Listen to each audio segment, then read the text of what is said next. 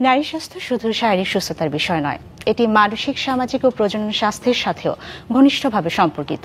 সুস্থ নারী পরিবার ও সমাজের শক্তি হয়ে ওঠে।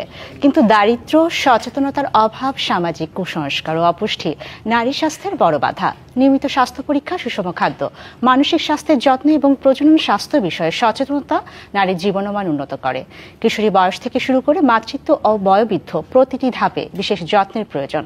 তাই নারী স্বাস্থ্য রক্ষা ও উন্নয়ন ব্যক্তিগত নয়, বরং সামাজিক ও জাতীয় উন্নয়নের অন্যতম প্রধান শর্ত।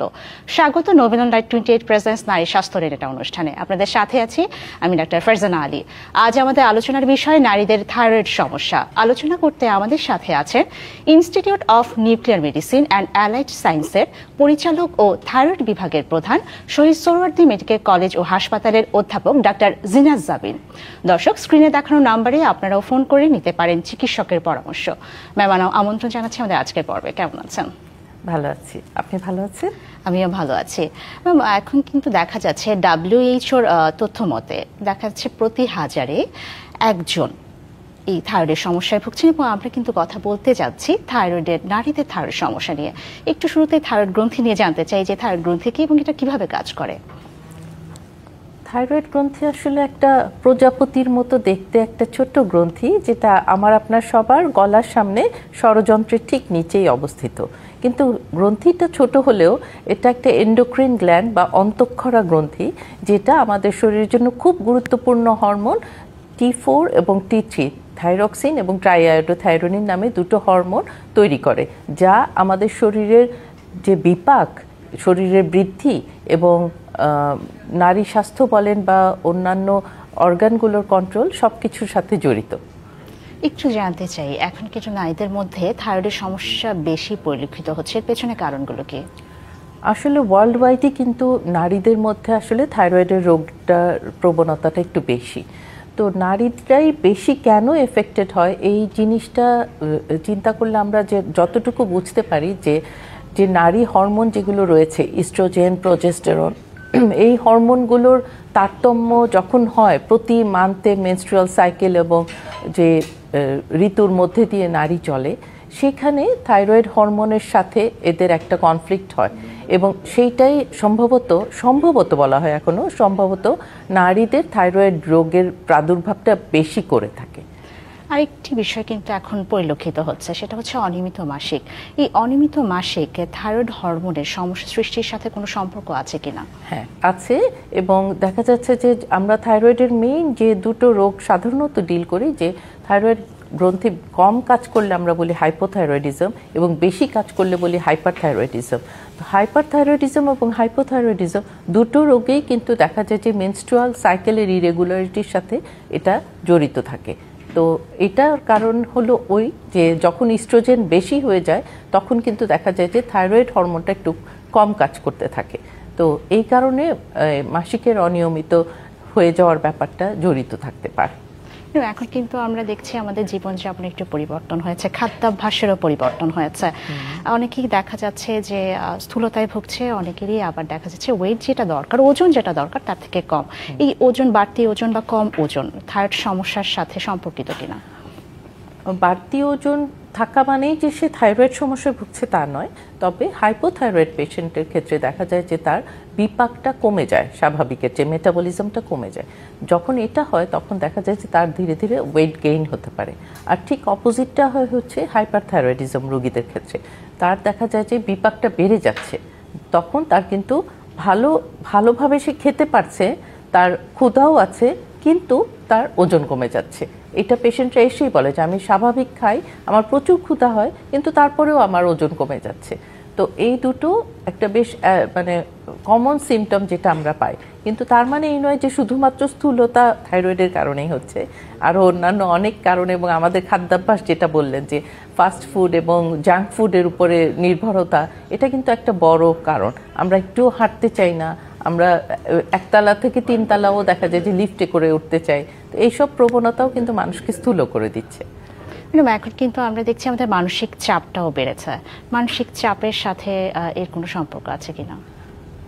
সরাসরি বললে ওভাবে বলবো না যে মানসিক চাপের সাথে থাইরয়েডের সমস্যা জড়িত, তবে এটা ঠিক যে যখন থাইরয়েড গ্রন্থির কোনো একটা অনিয়ম হয় তখন স্বাভাবিকভাবে পেশেন্টের ডিপ্রেশন যেমন কাজ করতে পারে, সেরকম অতিরিক্ত দুশ্চিন্তা, অ্যাংজাইটি এই জিনিসগুলো থাকতে পারে। আপনি কিন্তু হাইপোথাইরয়েডের কথা বলছিলেন এবং আমরা আরেকটি শব্দ শুনে থাকি, সেটা হচ্ছে হাইপারথাইরয়েড। হাইপোথাইরয়েড এবং হাইপারথাইরয়েড দুটোর মধ্যে রোগীরা কিভাবে পার্থক্য করবে লক্ষণগুলোর মাধ্যমে?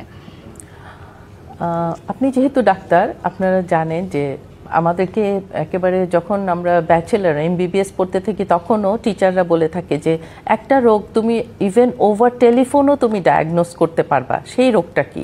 সেই রোগটা কিন্তু হাইপোথাইরয়েডিজম। হাইপোথাইরয়েড রোগীর সব কিছুই কেমন যেন স্লথ হয়ে যায়, হ্যাঁ, সব কিছুই স্লো।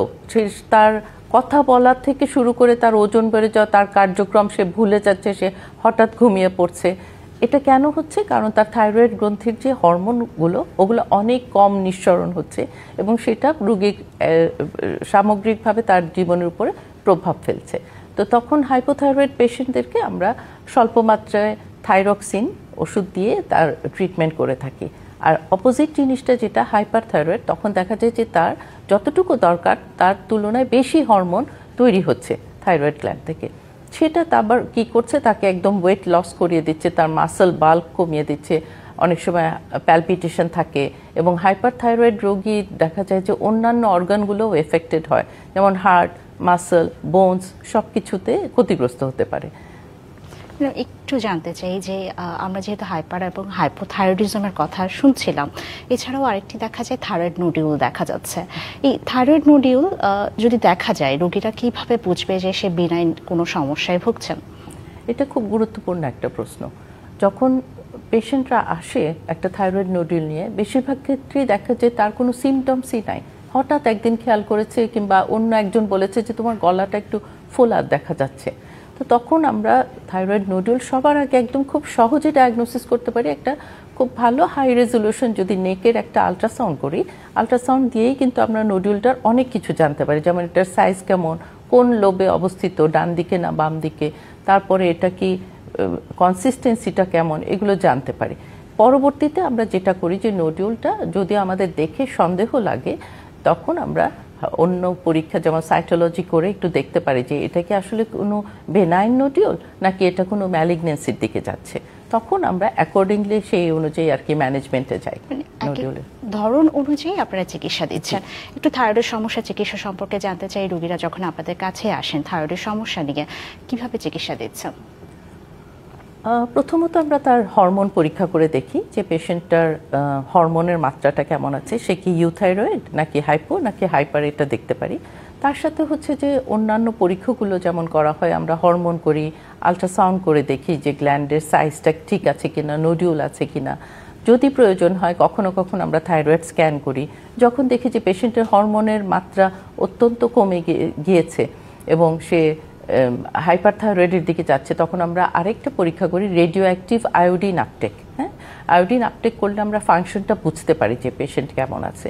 তারপরে আমরা নোডিউল পেলাম, নোডিউল যদি আমরা বেনাইন পেয়ে যাই তাহলে তো ভালো কথা, আমরা কেয়ারফুলি তাকে অবজার্ভ করব। কিন্তু যদি এটা ম্যালিগনেন্ট হয় তাহলে কিন্তু আমাদের ম্যানেজমেন্ট স্ট্র্যাটেজি একদমই ডিফারেন্ট থাকে এবং সেটার জন্য আমাদের সুনির্দিষ্ট গাইডলাইন রয়েছে। সেই গাইডলাইন অনুযায়ী আমরা থাইরয়েড ক্যান্সারের ম্যানেজমেন্ট দিয়ে থাকি। ম্যাডাম, আমরা আরও বিস্তারিত জানবো, শুনছি সময় আছে এটা স্বল্প বিরতির। দর্শক, নোবেল লাইট 28 প্রেজেন্স নারী স্বাস্থ্য রেনেটার নিচ্ছে একটি বিরতির সঙ্গেই থাকুন। আবারও স্বাগত ডিবিসি নিউজের সাপ্তাহিক আয়োজন স্বাস্থ্য বিষয়ক অনুষ্ঠান নোবেল লাইট 28 প্রেজেন্স নারী স্বাস্থ্য রেনেটা। আজকের আলোচনার বিষয় নারীদের থাইরয়েড সমস্যা। আলোচনা করতে আমাদের সাথে আছেন institute of nuclear medicine and allied সায়েন্সের পরিচালক ও থাইরয়েড বিভাগের প্রধান শহীদ সোহরাওয়ার্দী মেডিকেল কলেজ ও হাসপাতালের অধ্যাপক ডাক্তার জিনাত জাবিন। ম্যাম, আমরা বিরতির পূর্ব মুহূর্তে কিন্তু বলছিলাম যে চিকিৎসার বিষয়ে গর্ভকালীন সময় কিন্তু অনেক নারীদেরই এই থাইরয়েডের সমস্যা ধরা পড়ে। গর্ভকালীন সময়ে যদি থাইরয়েডের সমস্যা ধরা পড়ে, মায়েদের বা অনাগত সন্তানের কি ধরনের ঝুঁকি হতে পারে? এই প্রশ্নটা খুব গুরুত্বপূর্ণ, কারণ অনেক সময় আমরা দেখি আমাদের থাইরয়েড রোগীগুলোর গর্ভধারণেও সমস্যা হয় এবং গর্ভকালীন যখন ডায়াগনোসিসটা প্রথম হয় তখনকার সময়টা নিয়েও আমরা একটু চিন্তিত হই। কারণ আমাদের একটা জিনিস জানতে হবে যে শিশুর, যারা বলি 6 সপ্তাহের একটা শিশুর থাইরয়েড গ্রন্থিটা গঠন হয়। তো ওই সময়ে যদি থাইরয়েড হরমোনের মাত্রাটা না ঠিক থাকে মায়ের, তাহলে কিন্তু আমরা একটু চিন্তিত হয়ে পড়ি যে সঠিকভাবে তার বাচ্চার থাইরয়েড গ্রন্থিটা গঠন হচ্ছে কিনা। তো এখানেও কিন্তু ওয়ার্ল্ড হেলথ অর্গানাইজেশনের একদম সুনির্দিষ্ট গাইডলাইন রয়েছে যে আমরা গর্ভকালীন সময়ে কোন মাত্রায় টিএসএইচ অন্তত সেটা ফলো আপ করবো এবং মেনটেন করব। হ্যাঁ, সেটা আমরা তাকে, যেটা আমাদের গাইডলাইন অনুযায়ী যে প্রতি মাসেই আমরা থাইরয়েড স্টিমুলেটিং হরমোন এবং FT4টা অন্তত যদি একবার করে চেক করতে পারি এবং অ্যাকর্ডিংলি যদি তাকে আমরা থাইরয়েডের মেডিসিন যেটা লাগছে সেটার ডোজটা নির্ধারণ করে দিই, তাহলে একদম নিশ্চিন্ত থাকা যায় যে তার গর্ভকালীন সময়ে কোনো সমস্যা হবে না। আরেকটি বিষয় কিন্তু দেখা যায় যারা থাইরয়েড সমস্যায় ভুগছেন তাদের প্রশ্ন থাকে যে থাইরয়েডের ওষুধ কি আজীবন খেতে হয় কিনা, এই বিষয়ে একটু জানতে চাই। হ্যাঁ, এটা হচ্ছে যে যখন আমরা থাইরয়েড ক্যান্সারের ট্রিটমেন্ট করি তখন কিন্তু আমরা তার থাইরয়েড গ্রন্থিটা সম্পূর্ণভাবে সার্জারি করে ফেলে দিই।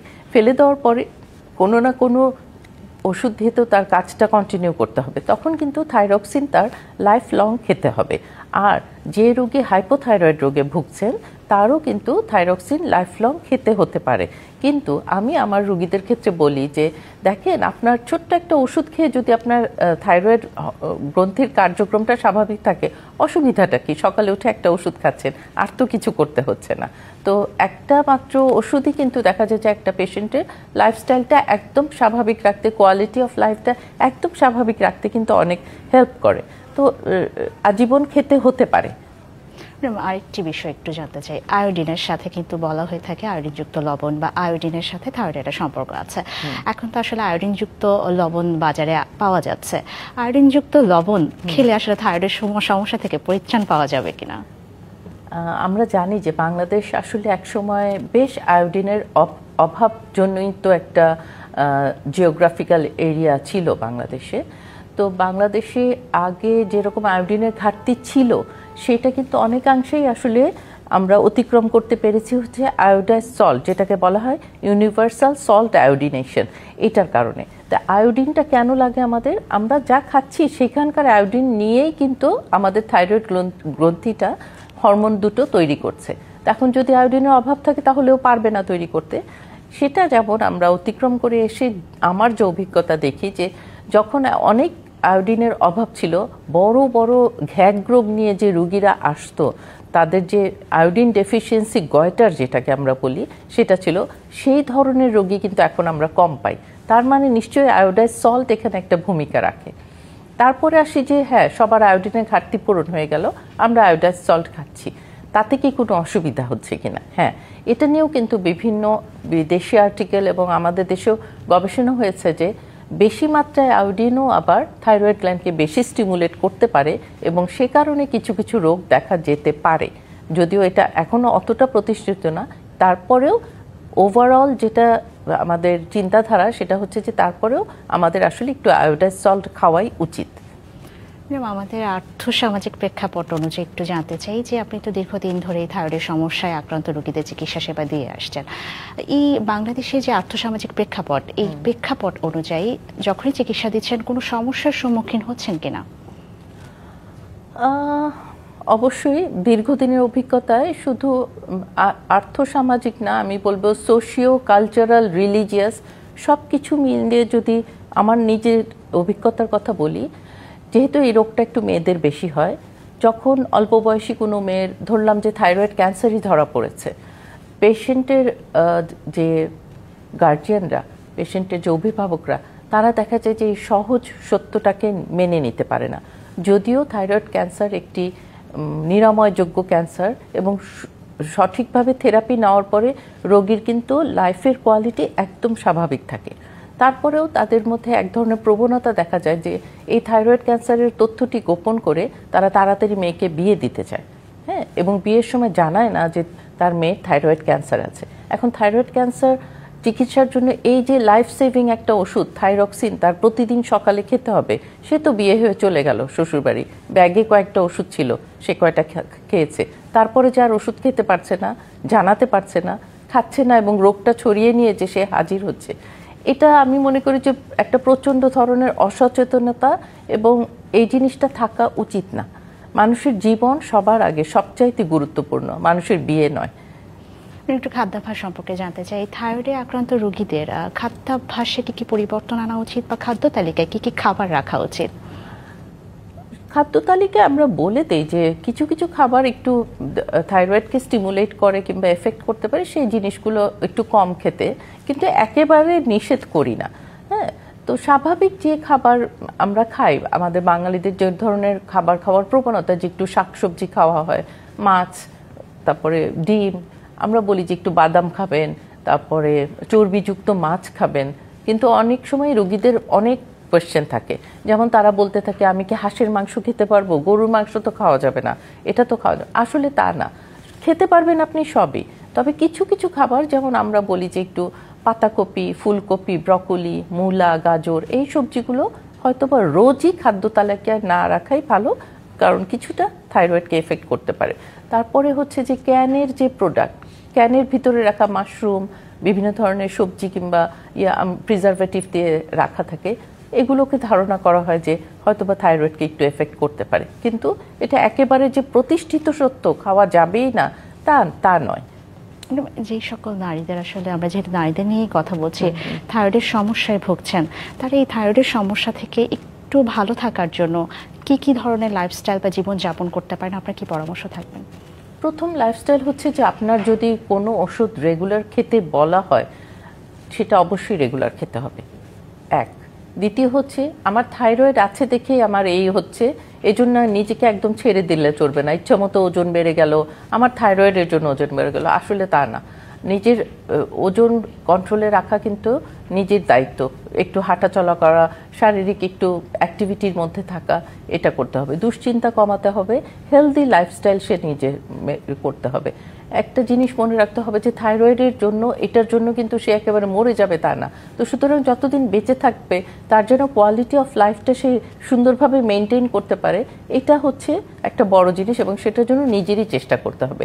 আর তার পরিবারের সদস্যদেরও তাকে ওইভাবে একটু সাহায্য করতে হবে, একটু সকালবেলায় মনে করিয়ে দিলে তো অসুবিধা নাই যে তোমার ওষুধটা কি খেয়েছো। সার্বিকভাবে আমাদের দর্শকদের জন্য কোনো পরামর্শ আছে কিনা? দর্শকদের জন্য পরামর্শ এটাই যে থাইরয়েড ঘটিত রোগ নিয়ে বেশি ভয় পাওয়ার কিছু নাই।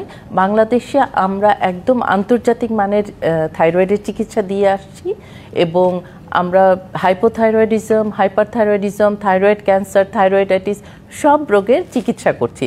সুতরাং আপনার নিকটস্থ যে কোনো একজন থাইরয়েড বিশেষজ্ঞ, নিউক্লিয়ার মেডিসিন ইনস্টিটিউট, যে কোনো জায়গায় গেলে আপনি আপনার থাইরয়েডের একদম সঠিক গাইডলাইন সহ চিকিৎসা পাবেন, এবং এটা নিয়ে ভয় পাওয়ার কিছুই নেই। ধন্যবাদ ম্যাম, আশা করি আমাদের আজকের পর্ব থেকে আমাদের দর্শকরা উপকৃত হয়েছেন। আপনাকে অসংখ্য। নবেদন লাইভ 28 প্রেজেন্স নারী স্বাস্থ্য রেনেটাই এই ছিল আজকের মতো। ডিবিসি নিউজের সাথেই থাকুন।